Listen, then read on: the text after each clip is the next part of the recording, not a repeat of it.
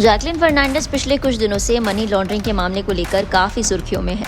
200 करोड़ के money laundering मामले में आरोपी सुकेश चंद्रशेखर के साथ नाम जुड़ने के बाद अब जैकलिन फर्नांडिस की मुश्किलें बढ़ती नजर आ रही हैं। पिछले कई महीनों से चल रही जांच के बाद अब ईडी ने जैकलिन को लेकर एक नई चार्जशीट में ऐसा स्टेटमेंट दिया है जो एक्ट्रेस की मुसीबतें और भी बढ़ा सकती है।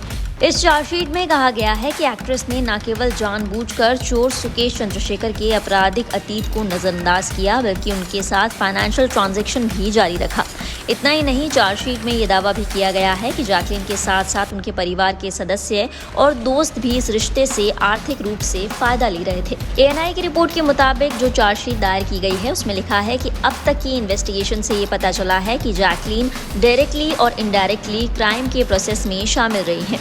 चार्जशीट में उनके परिवार और दोस्तों का जिक्र भी है जिन्हें सुकेश की वजह से फाइनेंशियल बेनिफिट हुआ था। इससे पहले ईडी ने अपनी रिपोर्ट में ये भी बताया था कि सुकेश ने फोर्टिस हेल्थकेयर के पूर्व प्रमोटर शिविंदर मोहन सिंह की पत्नी अदिति सिंह सहित कई हाई प्रोफाइल लोगों से हेराफेरी करके 200 करोड़ की ठगी की थी।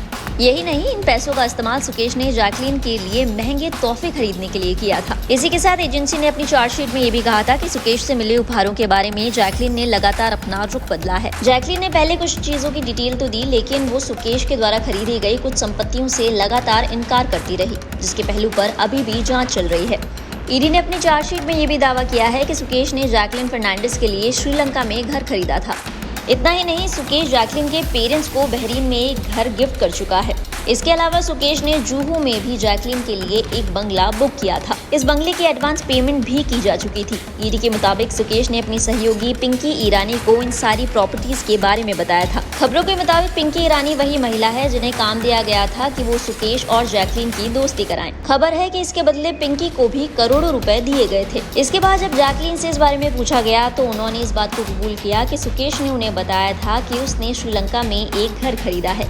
साथ ही जैकलिन ने यह भी बताया कि उन्होंने अब तक उस प्रॉपर्टी को देखा नहीं है।